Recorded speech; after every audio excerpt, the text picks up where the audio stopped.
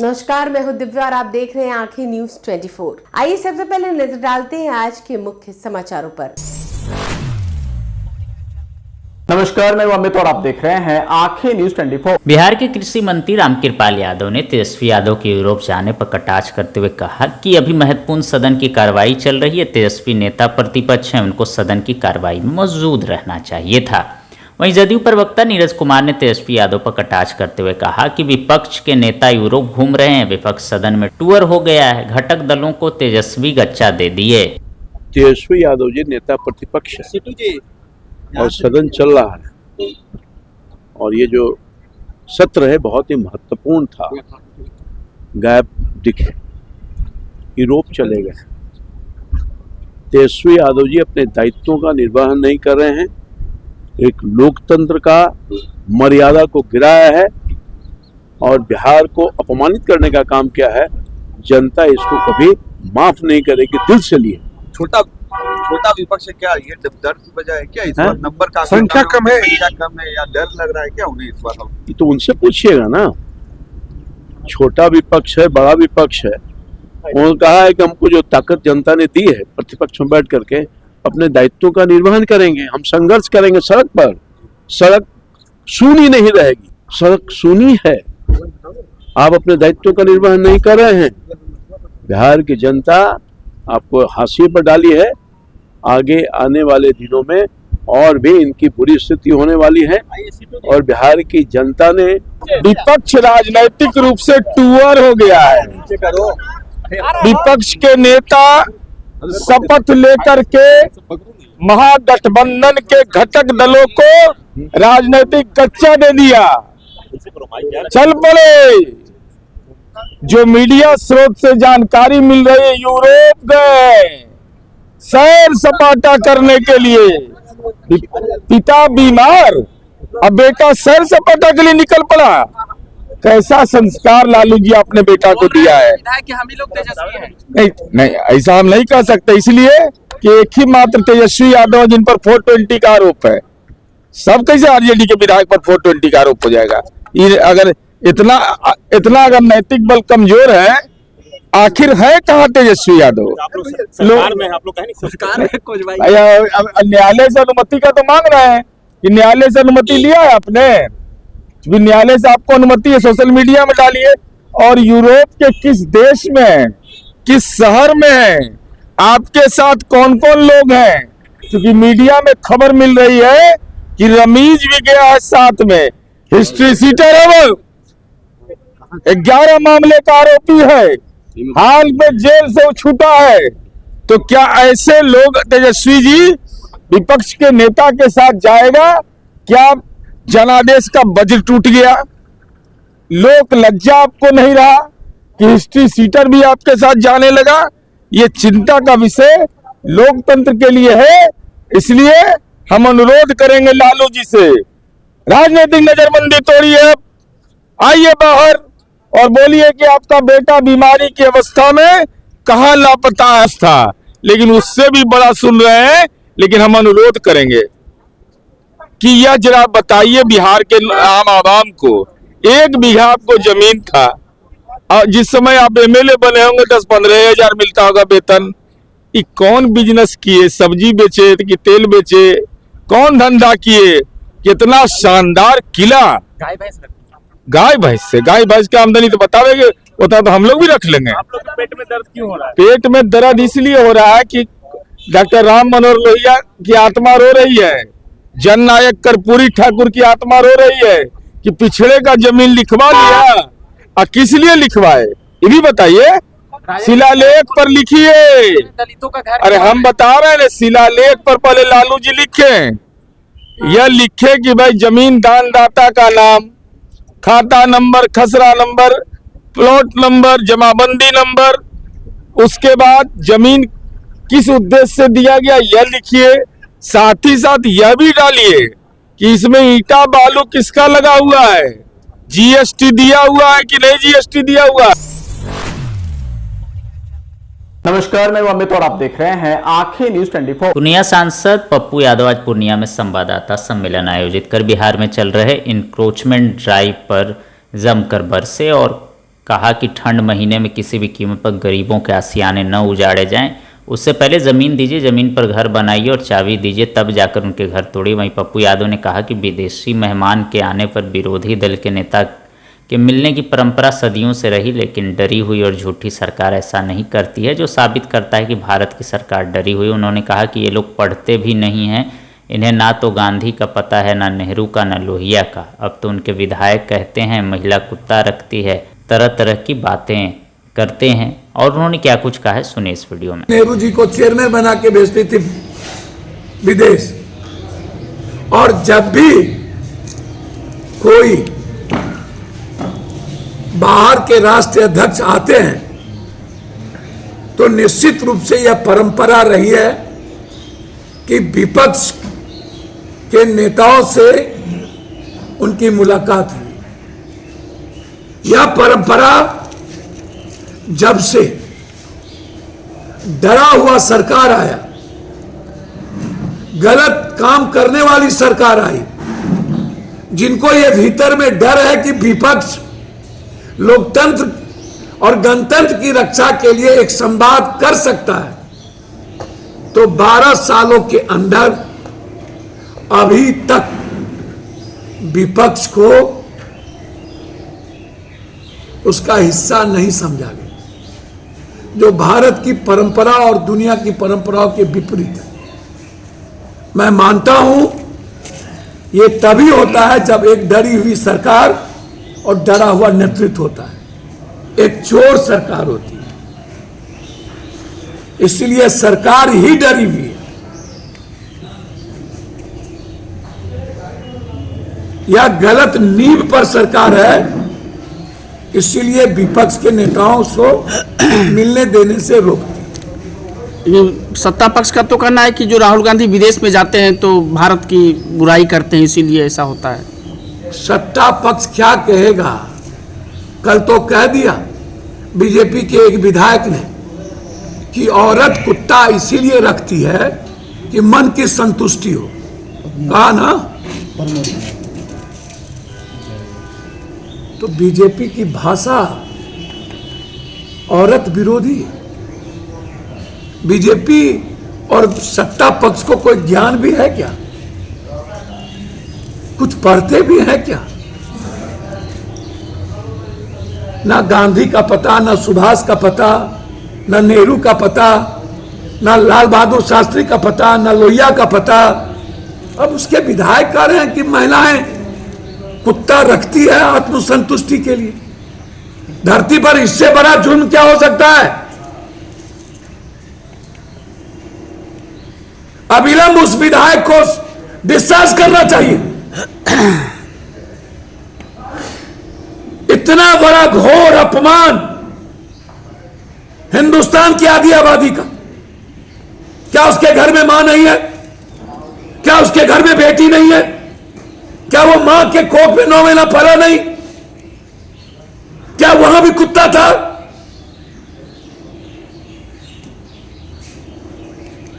इतना बड़ा घिनौना सवाल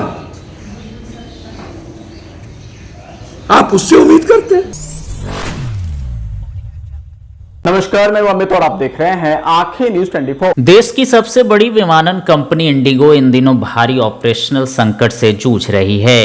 क्रू की गंभीर कमी से कंपनी की उड़ान सेवा को पटरी से उतार दिया है। हालात ये हैं कि सिर्फ 36 घंटे में बिहार से इंडिगो की 25 फ्लाइटें रद्द करनी पड़ी, जिसके चलते करीब 3000 यात्रियों को एयरपोर्ट से वापस लौटना पड़ा।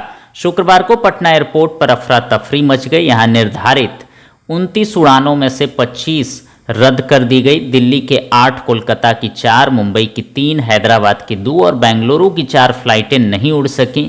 इसके अलावा अहमदाबाद, चेन्नई, भुवनेश्वर और चंडीगढ़ की एक उड़ान भी नहीं चली। दिल्ली, लखनऊ, पटना, रांची और हैदराबाद पटना सेक्टर की सिर्फ एक फ्लाइट चल सकी। सऊदी से पटना पहुंचे यात्रियों को एयरलाइंस ने बताया कि 8 दिसंबर तक इंडिगो की कोई उड़ान यहां से ऑपरेट नहीं होगी। इन सारे मामलों को लेकर पटना एयरपोर्ट से हमारे संवाददाता ने यात्रियों से खास तौर पर बातचीत की है। आइए जानते हैं उन्होंने क्या कुछ कहा है। भाई अब हमारा जाना था, हमें फ्लाइट्स के रेट्स अनएक्सपेक्टेडली बढ़ गए हैं। 6,000 के फ़्लाइट्स 25,000 30,000 फ़्लाइट स्टैंड्स कैंसल्ड, तो आप कुछ नहीं कर सकते। DGCA का रूल्स एंड रेगुलेशन आ गया आपको 1.5 साल पहले, तो मॉनिटरिंग नहीं हुई क्या 1.5 साल से, या इंडिगो ने कुछ नहीं किया तो एविएशन मिनिस्ट्री ने इंटरवीन पहले क्यों नहीं किया? अब ये 4 दिन से सफ़र करो, अब सुनने में आ रहा है और भी अभी सफरिंग है आगे, तो इससे लॉस किसका? पब्लिक का है। वो तो ग्राउंडेड, उन्होंने तो पहले प्लान किया था, अब प्लानिंग सब ऐसे का ऐसे ही रह जाएगा। अब ऑल्टरनेटिव कोई है नहीं, क्योंकि ट्रेन में भी टिकट आपको नहीं मिलेंगे, कैसे जाइएगा आप? तो ऑप्शन है ही नहीं अब आपके लिए। आगे का देखते हैं अब क्या करेंगे। कल का शादी में तो आई डोंट थिंक हम जा पाएंगे। आए हैं समस्तीपुर से, हम लोग को जाना था, हम लोग को वहाँ यहाँ से पटना से जाना था दिल्ली के लिए, दिल्ली से जाना था मस्कट, तो वो हो गई, फ्लाइट कैंसिल हो गई और कैंसिल हो गई है, तो उनको जो सुविधा देना होगा ना वो दिए नहीं, न रूम दिए हैं अभी तक और न कुछ खाने पीने का। 10 बजे से हम लोग बैठे हुए हैं। कोई अधिकारी लोग मिलने आए हैं? कोई न मिलने भी कोई नहीं आए हैं। कोई सूचना? कोई नहीं। आप कहाँ से आए हैं? जी समस्तीपुर से ही हैं। क्या दिक्कत है, हम लोग का टिकट कैंसिल हो गया है एयर इंडिया एक्सप्रेस का, जो पटना से दिल्ली जाते, दिल्ली से मस्कट था, कैंसिल कर दिया गया है। बोले कि भाई हमको जल्द से जल्द पहुंचना है, जॉब करते हैं वहाँ, तो बोले मालिक जो तुम लोग का जो वहाँ का स्पॉन्सर है वो लोग गुस्साएंगे, हो सकता है जॉब भी चली जाए। तो बोले हैं कि जल्द से जितना जल्दी होगा, तो 9 तारीख का, 6, 7, 8 को नहीं है, बोले कि 9 तारीख का। बोले ठीक है 9 तारीख का कर दीजिए। वो बोले कि सर आपको होटल वगैरह मिलेगा, हम लोग वेट कर रहे हैं। बोले कि होटल वगैरह तो 2 मिनट लगता है बुक करने में, 5 मिनट ज़्यादा। अब 10 बजे से हम लोग को बैठाया गया है, जब भी अब किसको दोषी मानेंगे? यहाँ का कर्मचारी एयरलाइन वाले को न मान लेंगे, दूसरा इसमें कौन होगा? वही है। अगर हम लोग वहाँ नहीं पहुँचेंगे तो हो सकता है हम लोग की नौकरी पर खतरा हो, तो इससे तो हम लोग को बचाने वाला कोई है नहीं, तो क्या किया जाए? तो आप वहाँ तक हम लोग को मैसेज दीजिए कि जो हम लोग को सुविधा देना चाह रहे हैं दे दें। 9 तारीख का उन्होंने बोला है कि आप लोग को भेजूँगे, टिकट हम लोगों की कट चुके हैं, 9 तारीख को वो भेजेंगे। टिकट कटी नहीं, उसी को अपडेट कर दिया गया है। जो टिकट था उसी को टाइम चेंज कर दिया गया, उसी को अपडेट कर दिया गया। अब देखिए बाकी ये सब, लेकिन ऐसा नहीं होना चाहिए। बहुत सारा देख रहे हैं पब्लिक लोग जो भी है परेशान हो रहा है, परेशानी का सामना हो रहा है, तो यहाँ पे बैठे हुए हैं। समाचारों में वक्त हो चला एक छोटे से अंतराल का। पटना में कई वर्षों से शिक्षा में अहम योगदान दे रहा है Gyansthali high school Alamganj Patna city, जहां 10वीं और 12वीं की बोर्ड परीक्षाओं में 100% अंक प्राप्त कर रहे हैं बच्चे। एक ऐसा स्कूल जहां न केवल होती है पढ़ाई, बल्कि साथ ही साथ होती है कल्चरल एक्टिविटी, स्पोर्ट्स एक्टिविटी से जुड़े गेम्स, मैथ ओलंपियाड से लेकर साइंस ओलंपियाड, जहां बच्चों के लिए स्कूल कैंपस अत्याधुनिक सुविधाओं से लैस, छोटे बच्चों के लिए वाहन और ट्रांसपोर्ट की विशेष सुविधा। तो देर किस बात की, आज ही कराएं अपना नामांकन Gyansthali high school Alamganj Patna city में, जहां नामांकन की प्रक्रिया जारी है। संपर्क करें पुलिस चौकी Alamganj main road near Alamganj थाना पटना बिहार 800007। ब्रेक के बाद आपका फिर से स्वागत है। नमस्कार, मैं अमित और आप देख रहे हैं आंखें न्यूज 24। पटना हाईकोर्ट के ठीक सामने स्थित बाबा साहेब की आदमकद प्रतिमा के प्रांगण में एक कार्यक्रम आयोजित किया गया। मुख्यमंत्री श्री नीतीश कुमार ने माल्यार्पण कर बाबा साहेब को भावभीनी श्रद्धांजलि अर्पित की और इस अवसर पर कई वरिष्ठ नेताओं ने भी उनका नमन किया। उप मुख्यमंत्री सम्राट चौधरी, बिहार विधानसभा अध्यक्ष डॉक्टर प्रेम कुमार, जल संसाधन एवं संसदीय कार्य मंत्री विजय कुमार चौधरी तथा सांसद से संजय कुमार झा सहित कई सामाजिक और राजनीतिक कार्यकर्ता इस समारोह में उपस्थित रहे। सभी ने मिलकर बाबा साहेब के आदर्शों को याद किया और उनके योगदान को सराहा। बाबा साहब भीमराव अम्बेडकर को नमन करने आए थे और माननीय मुख्यमंत्री जी, विधानसभा के अध्यक्ष, सभी लोग। बाबा साहब ने जो भारत को संविधान दिया और जिसने अंतिम पंक्ति में बैठने वाले समाज को मुख्य धारा में लाने का जो प्रयास शुरू किया, उसको आगे बढ़ाने का काम आज नरेंद्र मोदी जी की सरकार और नीतीश कुमार की सरकार कर रही है। हम सब बाबा साहब को याद कर रहे हैं। इनका योगदान देश की आज़ादी की लड़ाई में और साथ साथ जो संविधान जो हमारा बना है, दुनिया का सबसे खूबसूरत लोकतंत्र हमारे देश में है। और बाबा साहब के नेतृत्व में जो संविधान जो निर्माण हुआ, इस पर आज हमारा देश चल रहा है। आज उनकी पुण्यतिथि है। पुण्यतिथि के मौके पर श्रद्धा सुमन अर्पित करता हूँ।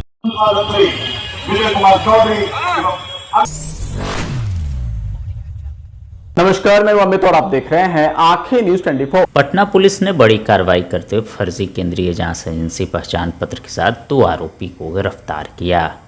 हवाई अड्डा थाना को गुप्त सूचना मिली कि 2 व्यक्ति केंद्रीय जांच एजेंसी का पहचान पत्र लेकर घूम रहे हैं। सूचना पर त्वरित कार्रवाई करते हुए पुलिस टीम ने पटना एयरपोर्ट पर संदिग्ध व्यक्तियों से पूछताछ के क्रम में 2 संदिग्ध व्यक्तियों के पास से फर्जी केंद्रीय जांच एजेंसी का पहचान पत्र बरामद किया।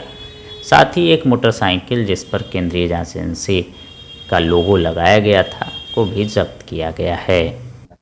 हवाई अड्डा थाना अंतर्गत एक सूचना प्राप्त हुई कि पटना हवाई अड्डा पर 2 व्यक्ति हैं जो कि केंद्रीय जांच एजेंसी के लोगों के साथ में घूम रहे हैं। सूचना का सत्यापन एवं त्वरित कार्रवाई करते हुए जब हवाई अड्डा थाना पटना एयरपोर्ट पे पहुंची तो उन दोनों व्यक्तियों से पूछताछ की गई। इसी क्रम में उनके पास से कुछ फर्जी पहचान पत्र प्राप्त हुए। जब इसका फर्दर सत्यापन किया गया तो उनके पास से एक स्कूटी भी बरामद हुई जहां पे उन्होंने फर्जी केंद्रीय जांच एजेंसियों के नाम लगा के रखी थी तथा ये फर्जीवाड़ा का काम कर रहे थे, जहां पे ये जांच एजेंसियों के नाम पे लोगों के साथ में पैसे ठगी कर रहे थे। पकड़ाए गए व्यक्ति का जो नाम है वो उनमें से एक है हिमांशु कुमार जो कि बीटा का रहने वाला है तथा दूसरा सत्यानंद कुमार ये शाहपुर का रहने वाला है। इनके पास से एक वाहन बरामद हुआ है, 2 स्मार्टफोन तथा कई सारे फर्जी पहचान पत्र प्राप्त किए गए हैं। ये जो थे वो संभवतः साल भर से कर रहे हैं। फर्दर इसमें इन्वेस्टिगेशन जारी है। एयरपोर्ट पर ही करते थे क्या और कई जगह ये करते? ये जो है वो कई जगह पे करते थे, जहाँ पे एयरपोर्ट में भी और तथा अन्य जगह में भी इनका जो ठिकाना है उसका पता किया जा रहा है। ये रहने वाला कहाँ का है और ये कहाँ तक इसका गिरोह फैला? ये जो है वो पैन इंडिया जो वेबसाइट है, उन्होंने कुछ फेक वेबसाइट भी बनाई गई है। ये जो है वो लगभग पैन इंडिया में देखा गया है, जहाँ पे पटना भी जो था वो वन ऑफ द रीजन था। आगंतुक लोग जो वहाँ पे आते थे बाहर से, उनसे ठगी करते थे लोग, कुछ लोगों का कहना है एयरपोर्ट पे। इसका सत्यापन किया जा रहा है। जो उनके मोबाइल से और जितने भी चीजें जो बरामद की जा रही है उसका सत्यापन करते हुए भी आवश्यक कार्रवाई की जाएगी। पूछताछ में बताया किन लोगों को ये टारगेट करते थे, कैसे ये काम करते थे? क्या स्पेशल 26 के तर्ज पर ही पटना में भी ये कारोबार कर रहे थे? ये जो थे वो इनका जो फेक वेबसाइट था, उस वेबसाइट के माध्यम से जो लोग इनको अप्रोच करते थे उसी के थ्रू उस व्यक्ति के संपर्क में जा करके फिर उनसे ये पैसे लेन देन का। अगर आपने अभी तक हमारे चैनल को सब्सक्राइब नहीं किया है तो हमारे चैनल को जल्द से जल्द सब्सक्राइब करें, लाइक करें और शेयर करें। देश और दुनिया की तमाम खबरों को देखने के लिए लगातार देखते रहें आंखें न्यूज़ 24।